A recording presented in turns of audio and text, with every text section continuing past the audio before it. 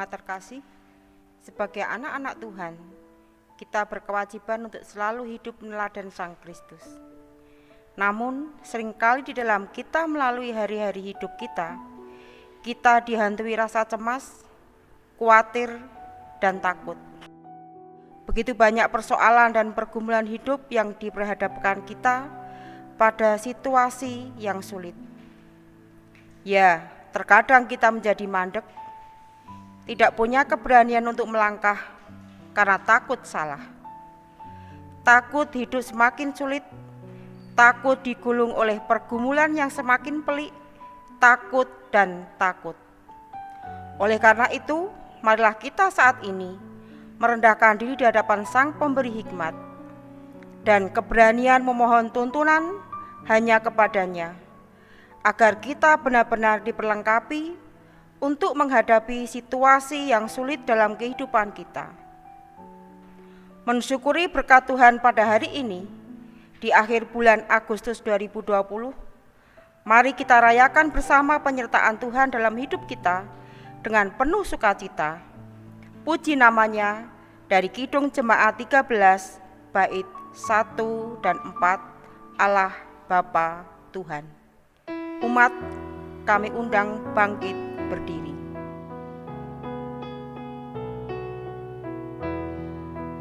Allah Bapa Tuhan, dimuliakanlah nama-Mu. Allah Bapa Tuhan, dimuliakanlah nama-Mu. Langit bumi ciptaan-Mu, kami pun anak-anak-Mu. Datanglah dengan kasih-Mu.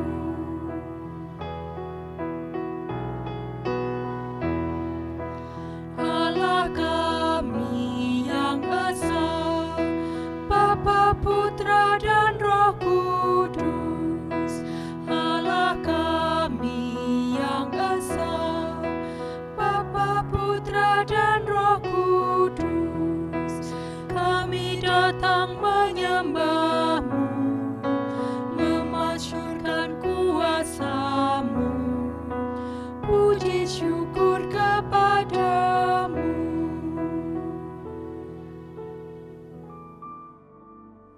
Pertolongan kita adalah di dalam nama Tuhan, pencipta langit dan bumi, yang senantiasa setia dan tidak pernah meninggalkan perbuatan tangannya.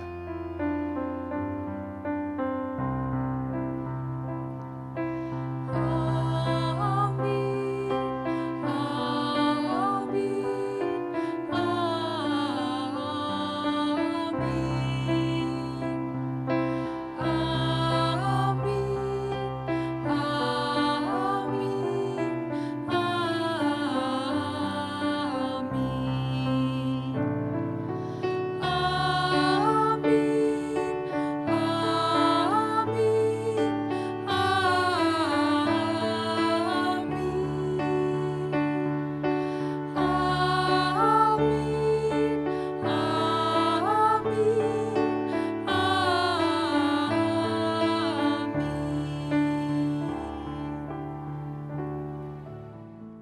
Kasih karunia dan damai sejahtera dari Allah Bapa dan Tuhan Yesus Kristus ada pada saudara sekalian.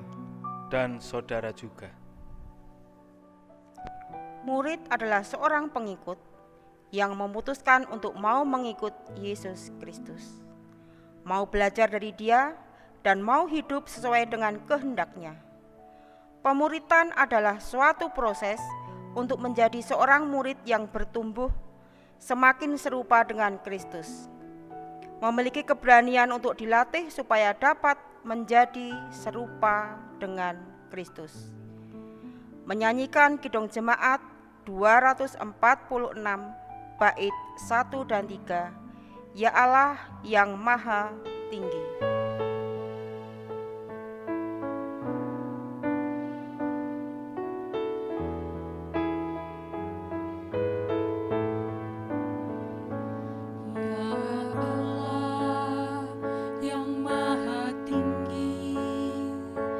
Kau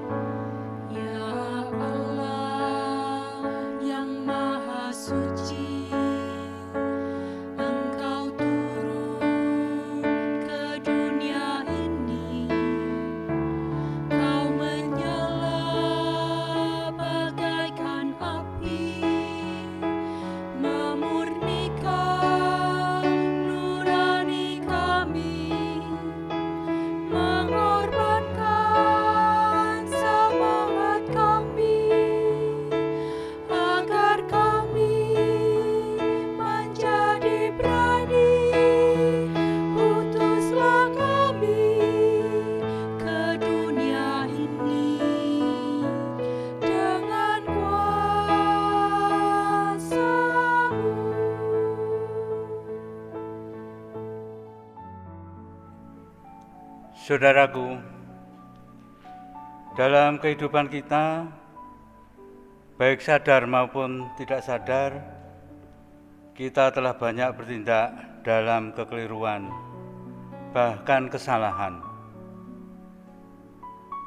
Tak jarang pula tindakan-tindakan kita secara tidak sengaja sekalipun sebenarnya telah mengingkari pengakuan tentang identitas kita sebagai pengikut Kristus. Untuk itu firman-Nya melalui Imamat 16 ayat 30 mengingatkan kita demikian. Karena pada hari itu harus diadakan pendamaian bagimu untuk mentahirkan kamu. Kamu akan ditahirkan dari segala dosamu di hadapan Tuhan. Marilah kita merendahkan diri di hadapan Tuhan melalui doa. Bapa yang baik, siapakah kami ini sehingga kami dapat bermegah di hadapan-Mu? Ketika kami mengakui bahwa Engkau Maha Baik, seringkali kami justru mengabaikan, bahkan meremehkan kebaikan-Mu. Ketika kami mengakui kedahsyatan firman-Mu tentang kuasa pengampunan, seringkali kami justru merendahkan dan membalas. Ketika kami mengakui di dalam Engkau selalu ada pengharapan, kami justru seringkali putus asa dan sinis terhadap jalan-jalan-Mu. Ketika kami mengakui bahwa kami bukanlah siapa-siapa, seringkali kami justru angkuh, pongah, dan tinggi hati, ya Allah. Jika bukan tanpa-Mu, Roh-Mu, hikmat-Mu, dan tuntunan-Mu, kami tidak akan mungkin dalam bertindak sejalan dengan pengakuan kami, seperti yang Kau inginkan dalam keterbatasan kami. Sudilah, layakkanlah kami, ya Allah. Amin. Mari kita sesali dosa kita melalui sebuah lagu dari Mazmur 32 ayat 1 sampai 4.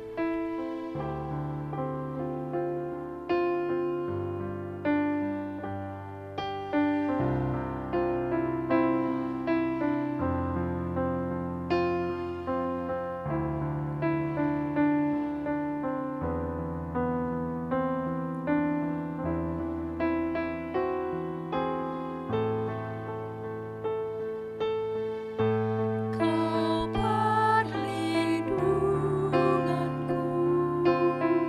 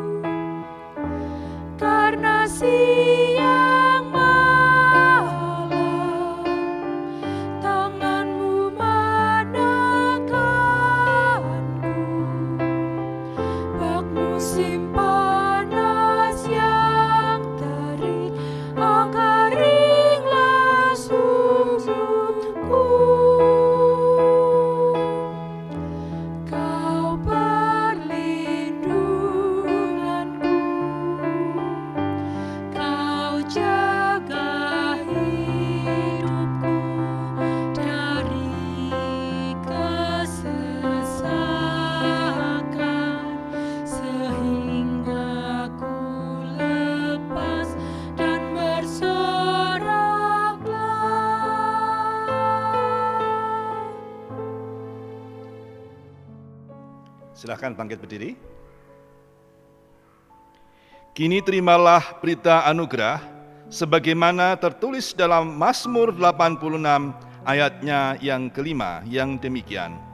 Sebab Engkau ya Tuhan baik dan suka mengampuni dan berlimpah kasih setia bagi semua orang yang berseru kepadamu. Syukur kepada Allah yang telah mengampuni kita. Kita bersama-sama menyanyikan Kidung Jemaat 240A, baitnya yang pertama dan kedua.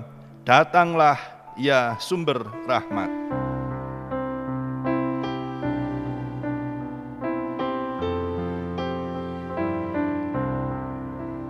Datanglah ya sumber rahmat, selaraskan hatiku, menyanyikan kasih selamat yang tak kunjung berhenti.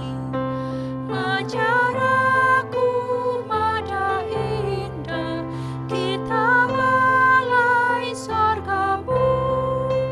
Aku puji gunung kokoh, gunung pengasihanmu.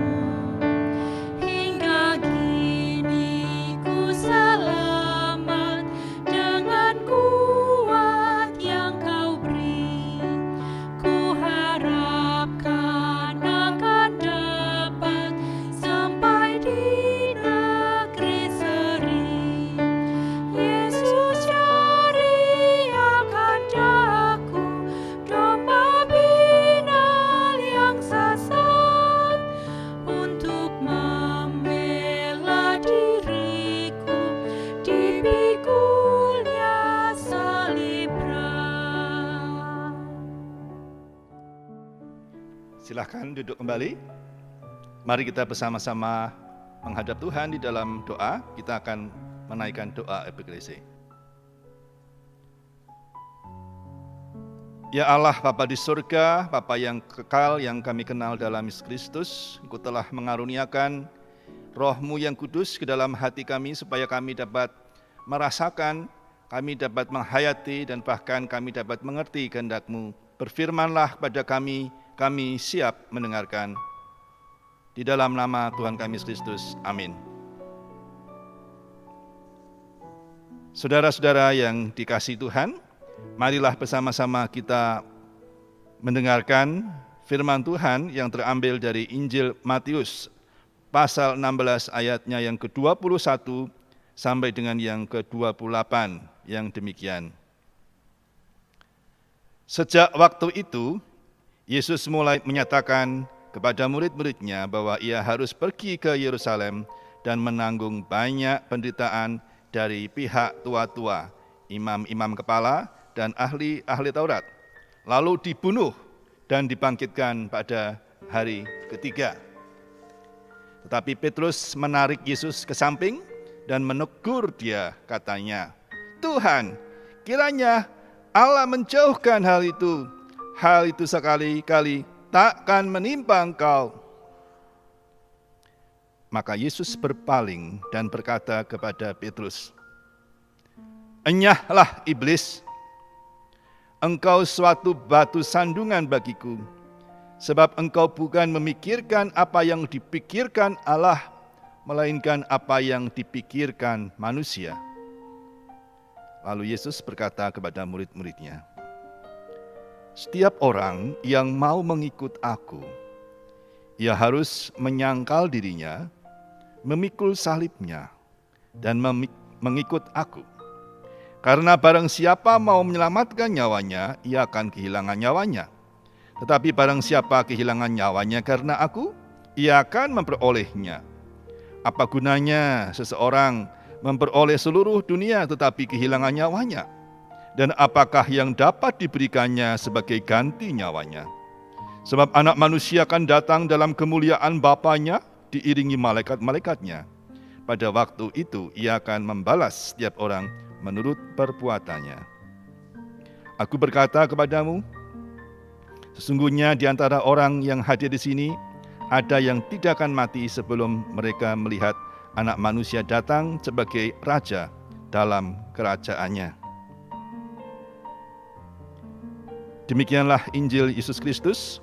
Yang berbahagia ialah mereka yang mendengarkan firman Tuhan dan memeliharanya. Haleluya.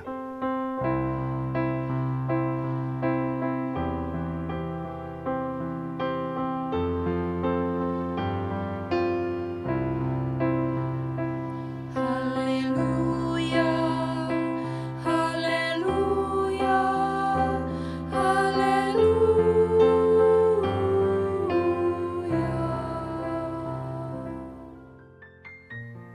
Saudara-saudara yang dikasihi Tuhan Yesus, tema pada hari ini adalah jadilah pengikut Kristus yang berani. Apakah saudara bisa memberikan satu contoh seorang pengikut Kristus?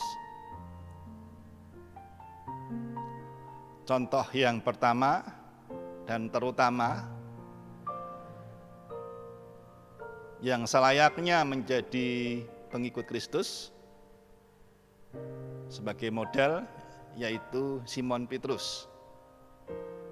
Karena Yesus mengakui Simon Petrus, bahkan mengatakan bahwa di dalam pengakuan Simon Petrus itulah ada batu karang. Dan Petrus sendiri artinya batu karang, fondasi bagi jemaatnya. Itu yang kenapa dikatakan bahwa segala pengajaran dan kehidupan gereja itu didasarkan pada pengajaran para rasul. Dan rasul yang utama kita mengenal Petrus. Tetapi Petrus apakah sungguh-sungguh adalah pengikut Kristus yang sejati? Kalau iya, sejak kapan? Ketika ia melepaskan jalannya, Yesus memanggil dia menjadi penjala manusia dan dia mengikut Yesus. Apakah waktu itu dia benar-benar adalah pengikut Yesus, pengikut Kristus yang sejati? Saya rasa tidak. Setidaknya 2 kali ia menunjukkan bahwa ia bukan pengikut Kristus. Yang terkenal adalah penyangkalannya 3 kali sebelum ayam berkokok 2 kali. Dan Simon Petrus tidak mau mengikuti Yesus yang disalibkan. Walaupun sebelumnya ia telah berkuar-kuar, telah berjanji akan mengikutinya sampai mati demi untuk Yesus. Kita tarik lagi, dalam peristiwa ini kita akan tahu bahwa Simon Petrus ternyata juga sudah pernah menolak untuk jalannya Yesus, jalan Via Dolorosa, jalan penderitaan. Dia maunya jalan kemuliaan, bukan tujuan kemuliaan tetapi jalan kemuliaan. Tidak ada penyakit, tidak ada aniaya, tidak ada penderitaan, tidak ada beban. Serba makmur, serba sejahtera, sehat, bahagia, dan sebagainya. Tetapi bukan jalan itu jalan Kristus. Lalu kapan Simon Petrus layak dikatakan sebagai pengikut Kristus? Itu adalah saat ketika Simon Petrus menerima kepenuhan Roh Kudus. Di situ ia berubah dari Simon menjadi Petrus. Dari seorang manusia biasa yang sering lebay menjadi seorang yang berkomitmen. Dan dia mengatasi rasa takutnya di hadapan orang-orang di Yerusalem yang selama itu berseru-seru, salibkanlah dia kepada Yesus. Di depan masa yang sedemikian, Simon Petrus menceritakan tentang Yesus Kristus dengan berani. Jadi mengikut Kristus, simpulannya salah satu tanda yang jelas adalah keberanian. Bisa dipahami ya? Karena mau tidak mau, ketika orang itu mengikut Kristus dengan segala resikonya, dia akan membutuhkan satu ukuran keberanian. Dan tidak hanya dimerdekakan di dalam hidup yang lama yang membelenggu oleh dosa, tetapi juga dalam kehidupan terjajah. Waktu kemerdekaan belum ada, itu juga dibutuhkan keberanian. Makanya bendera yang ditetapkan untuk Indonesia adalah bendera yang berani. Merah, putih. Merah artinya berani. Nah, apakah keberanian saja cukup? Kalau hanya berani saja, bendera kita nggak usah pakai putih. Bendera kita cukup merah saja. Tetapi bendera kita adalah merah dan putih.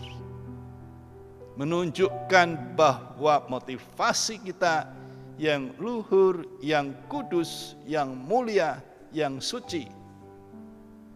Cara kita yang kita pakai adalah cara-cara yang baik, bermartabat, cara-cara yang benar, cara-cara yang kudus. Nah, kita belajar dari kehidupan kemerdekaan Indonesia. Apakah kemerdekaan Indonesia diraih oleh orang-orang yang penakut? Bukan. Dari kalangan mana mereka itu? Apakah hanya dari kalangan satu kelompok agama saja? Tidak. Apakah boleh dikatakan bahwa sebenarnya penentunya itu adalah satu kelompok agama saja? Makanya ada pergolakan sejak awal dan sampai saat ini pun juga masih ada tarik-menarik di dalam nyataan politik negara yang agamawi atau negara yang kebangsaan.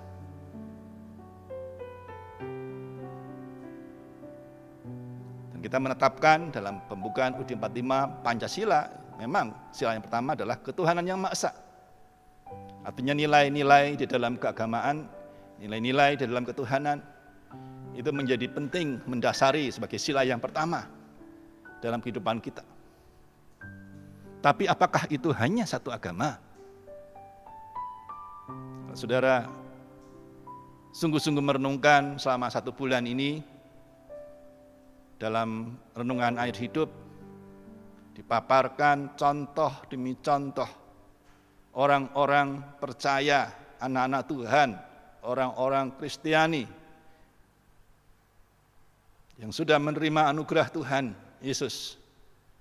Dia menjadi pembela kebenaran, dia merebut kemerdekaan, dia mempertahankan kemerdekaan dari agresi-agresi sekutu. Dia mengisi kemerdekaan dengan segala kiprahnya untuk memajukan bangsanya mencapai tujuan dari kemerdekaan itu. Dan saudara tahu bahwa itu semua dilakukan bersama-sama dengan yang lain. Dan orang Kristen tidak dapat disepelekan perannya. Saya mau tarik dari dasar, dari fondasi. Apakah mungkin tanpa orang-orang Kristen terjadi kemerdekaan? Sebenarnya ide kemerdekaan itu apakah murni hanya ide dari agama saja? Ataukah juga sebenarnya ada ide bersama-sama kebangsaan, kemanusiaan? Itu tidak bisa lepas dari namanya politik etis yang ada di negeri Belanda, yang adalah dari orang-orang Kristen yang merenungkan firman Tuhan, yang merenungkan tentang keadilan, yang merenungkan tentang kemanusiaan. para pendeta, para pastor yang mempelajari tentang hal itu, mereka juga ikut bergerak di dalam politik etis itu. Dan satu kelompok, satu partai di dalam negeri Belanda pada waktu itu mendorong supaya, ini mulai dari akhir abad ke-20, abad ke-19, jadi mulai awal abad ke-20, mulai gencar mereka menyuarakan tentang politik etis itu. Artinya bahwa yang namanya negara yang menjajah itu punya hutang terhadap negara yang dijajah. Dia harus mensejahterakan, dia harus mendidik, dia harus memberikan fasilitas-fasilitas yang baru. Hak-hak mereka telah diambil miliknya, mereka diberikan. Dibangun rel-rel kereta api, dibangun rumah sakit, dibangun jalan-jalan, dibangun tidak hanya fasilitas untuk perdagangan, tetapi juga untuk mensejahterakan. Dibangun sekolah-sekolah dan rumah sakit. Nah, itulah yang kemudian dalam perjuangan diberi tempat. Lalu pendidikan, orang yang mulai melek baca tulis, orang-orang yang dikirim ke Belanda, salah satunya adalah seorang yang namanya Amir Syarifuddin Harahap. Dari marganya di Tapanuli Selatan itu kita tahu bahwa semula dia bukan orang percaya. Tapi ketika dia mengikut Kristus, dia belajar dengan teman-teman mahasiswa Kristen, dia sadar. Dia juga mendengar dari seorang tokoh yang luar biasa, yang menjadi pahlawan nasional juga, yang namanya Multatuli Douwes Dekker. Dia adalah salah satu dari tonggak-tonggak yang merintis pendidikan bagi Bumi Putra, bagi orang-orang Indonesia, dan memberi kesadaran akan hak sebagai bangsa yang merdeka. Dan dia berjuang bersama-sama, walaupun dia 3/4 adalah bangsa asing sebenarnya. Separuh Belanda, seperempat Jerman, dan seperempatnya Jawa. Tapi Douwes Dekker ini akhirnya mengalami pembuangan, dibuang ke Suriname. Dia mengalami juga kehancuran di dalam keluarga. Dia bukan orang yang sempurna, tetapi syarat bagi seorang untuk bisa menjadi pengikut Kristus bukanlah orang yang sempurna, tapi orang yang berani, orang yang percaya akan perkataan Tuhan, dan dia harus berani untuk memperlakukan perkataan itu di dalam tindakan kehidupan. Dan itulah juga yang mewarnai Amir Syarifuddin. Dia kemudian menjadi Perdana Menteri.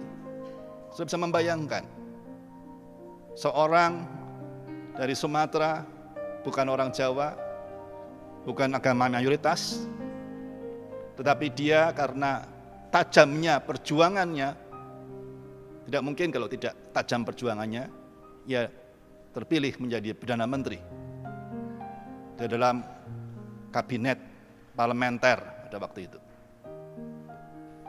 Dan itulah yang membuat kemudian bangsa Indonesia ini kemudian ada gerakan-gerakan bertubi-tubi, dari mulai Sumpah Pemuda, kemudian ada BPU, PPKI, kemerdekaan dan mempertahankan kemerdekaan dari agresi dan sebagainya. Dan Amir Syarifuddin adalah seorang yang begitu besar jasa-jasanya, begitu kerasnya, dan termasuk orang-orang yang militan pada waktu perjuangan kemerdekaan. Hanya saja keberanian dia tidak menempuh, saya katakan sebagai jalur Kristus. Karena pada akhirnya kemudian dia tertarik dengan idealisme dari kelompok komunis,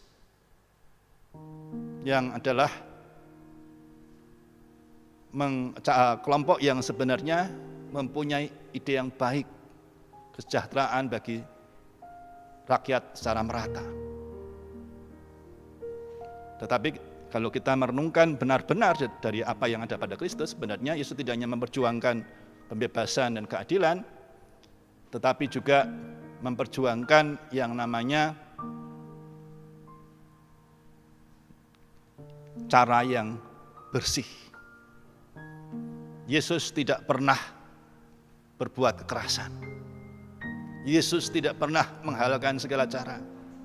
Yesus tidak pernah berkhianat. Yesus bahkan tidak pernah menyerang bangsa Romawi. Walaupun dia penjajah. Karena Yesus punya cara, gerakan moral. Gerakan itulah yang kemudian sebenarnya diwarnai oleh para pejuang-pejuang pada umumnya. Tetapi ketika ia keliru dan ia dianggap, ini kebenarannya kita tidak tahu, dianggap memberi restu kepada pemberontakan PKI Madiun, maka dia ditangkap dan dia dihukum mati, ditembak oleh bangsanya sendiri, oleh bangsa yang dengan pertaruhan nyawa diperjuangkan berdarah-darah. Keberanian tidak cukup kalau tidak disertai dengan kesucian. Karena Yesus mengajarkan kepada Simon Petrus, sarungkanlah pedangmu. Barang siapa menggunakan pedang akan mati oleh pedang. Yesus mengajarkan gerakan moral, dimulai dari diri sendiri, menguasai diri sendiri. Jadilah orang yang berani, tapi jangan jadi orang yang pemarah. Jadilah orang yang berani, tapi jangan menjadi orang yang tidak bijaksana. Dari para pendahulu kita, dari Dowes Dekker, Amir Syarifuddin, Leimena, tokoh-tokoh sampai dengan pengisi kemerdekaan, begitu banyaknya orang percaya yang berani. Dan saat ini, di mana kita harus dimerdekakan dari rasa takut, dari bayang-bayang kepungan penyakit, dari ancaman resesi, dari berbagai pikiran-pikiran yang negatif, dari hoaks, adu domba dan sebagainya. Kita membutuhkan orang-orang yang berani, orang-orang yang berani berkata ya di atas ya dan tidak di atas tidak. Orang-orang yang berani untuk berjuang dengan kasih. Dan itulah saudara-saudara dan saya. Jangan takut. Tuhan Yesus mengatakan, jangan takut. Artinya, jadilah berani. Jadilah merah. Dan jadilah putih. Amin. Mari kita mengambil saat teduh.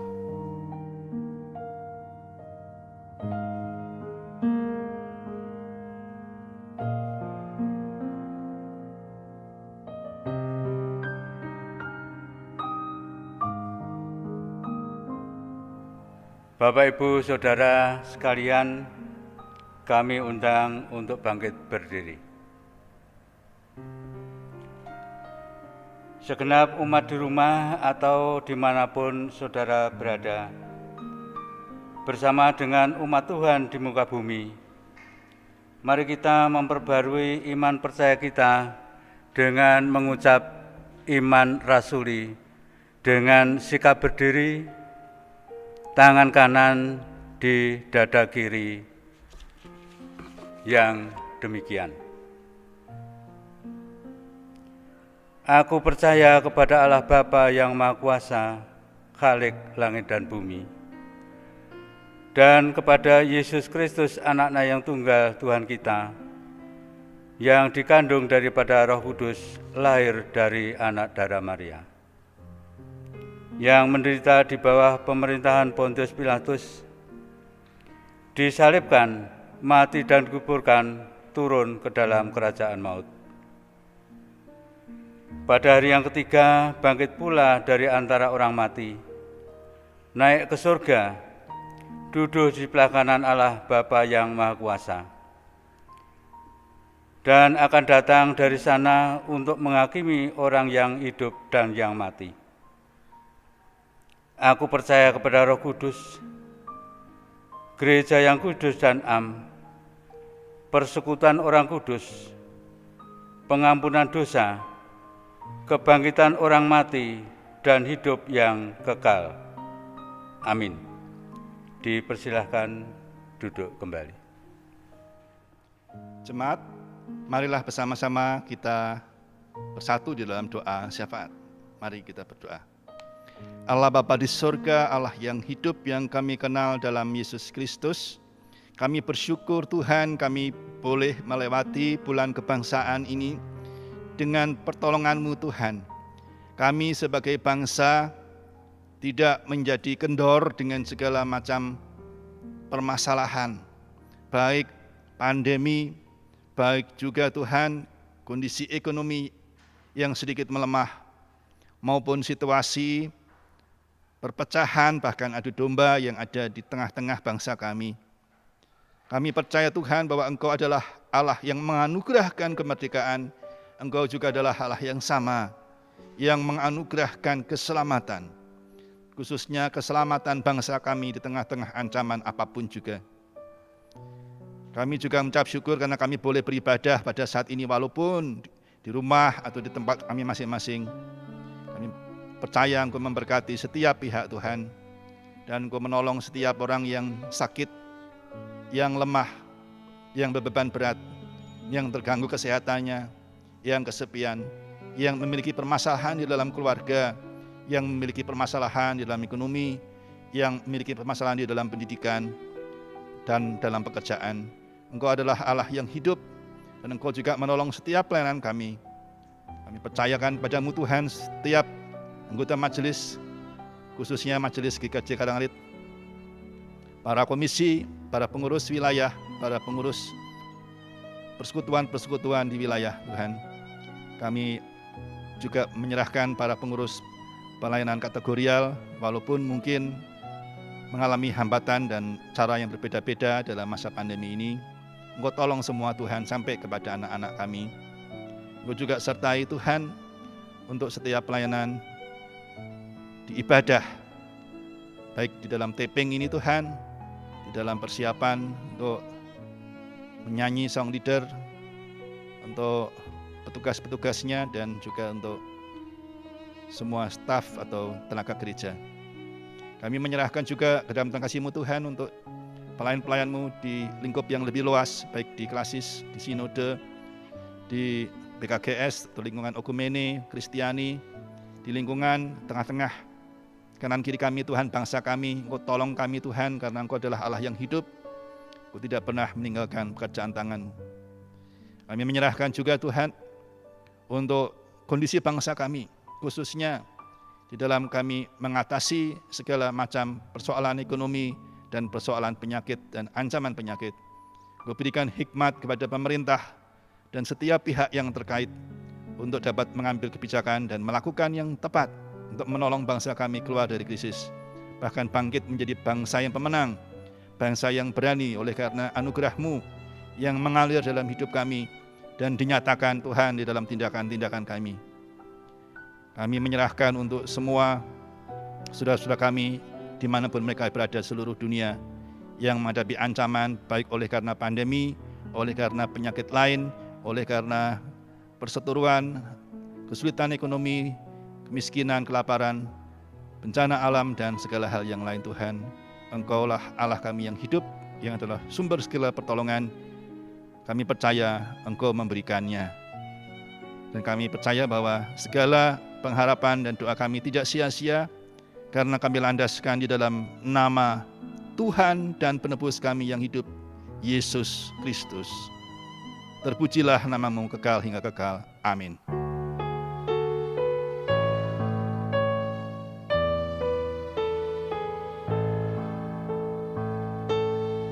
Bapa kami yang ada di sorga, dikuduskanlah nama-Mu,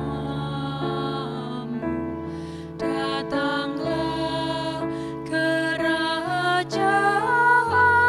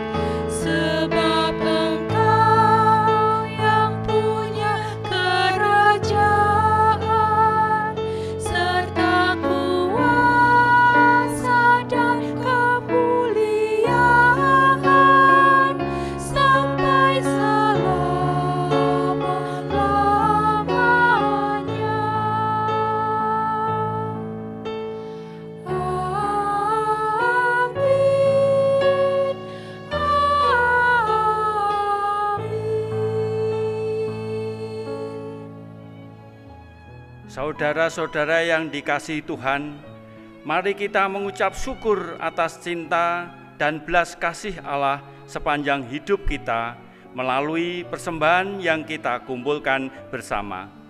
Mari kita mengingat sabda Tuhan, sebab siapakah aku ini dan siapakah bangsaku, sehingga kami mampu memberikan persembahan sukarela seperti ini, sebab daripada mulah segala-galanya dan dari tanganmu sendirilah persembahan yang kami berikan kepadamu. 1 Tawarikh 29 ayat 14. Persembahan dapat dikumpulkan melalui ketua wilayah masing-masing. Mari kita haturkan persembahan sambil memuji namanya dari KPJ 154 ayat pertama, Andrenging Tias Kulo.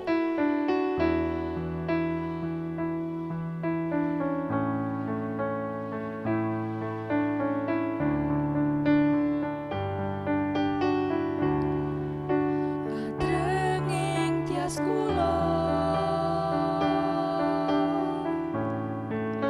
ngaturken panuwun Gusti,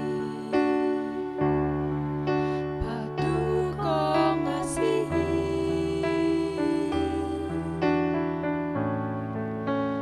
kula kagungan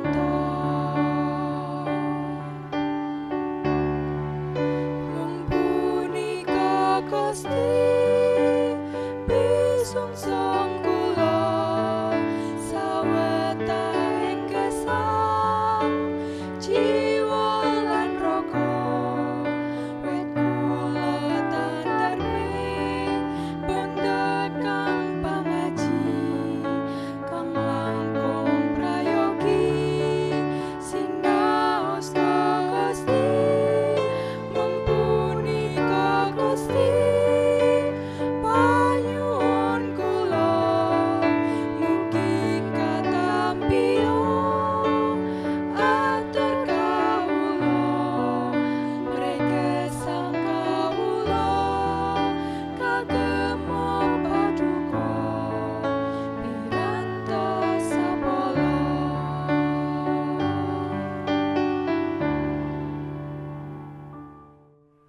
Mari kita bawa persembahan kita di dalam doa. Saya hantarkan. Bapa kami yang ada di surga, sungguh kami bersyukur bila kesempatan minggu pagi yang indah ini Engkau memberikan kesempatan kepada kami untuk mengucap syukur. Persembahan syukur yang sudah kami persiapkan ini, baik persembahan mingguan, persembahan bulanan, ataupun persembahan mingguan lainnya, kami sadar tidak pernah bisa sepadan dengan berkat-berkat-Mu yang tercurah kepada kami setiap harinya. Namun demikian kami percaya Engkau akan menerimanya, sehingga persembahan yang terkumpul nantinya bisa menjadi sarana perlebaran kerajaan-Mu di tengah-tengah kami. Kepada majelis yang Engkau pilih untuk mengelola persembahan ini, kiranya Engkau beri roh takut akan Tuhan, sehingga persembahan ini sungguh-sungguh bisa menjadi sarana kehidupan pelayanan umat-Mu di GKJ Karangalit. Demikian Bapa ucapan syukur kami. Dan bila di dalam kami mengumpulkan persembahan terselip dosa, kami mohon ampun. Di dalam nama Yesus kami sudah berdoa dan mengucap syukur. Amin. Umat yang dikasihi Tuhan, marilah kita mengakhiri ibadah kita dengan penuh damai sejahtera sambil mengingat tugas dan panggilan kita sebagai umat Tuhan untuk menyatakan pekerjaan Allah. Syukur kepada Tuhan. Arahkanlah hatimu kepada Tuhan. Kami mengarahkan hati kami kepada Tuhan. Jadilah saksi Kristus. Kami siap bersaksi. Terpujilah Tuhan. kini dan selamanya. Terimalah berkat Tuhan. Tuhan memberkati saudara dan melindungi saudara. Tuhan menyinari saudara dengan wajah-Nya dan memberi saudara kasih karunia. Tuhan menghadapkan wajah-Nya kepada saudara dan memberi saudara damai sejahtera. Amin. Mari kita tutup dengan bersama-sama menyanyikan Kidung Jemaat 428 bait pertama dan kedua.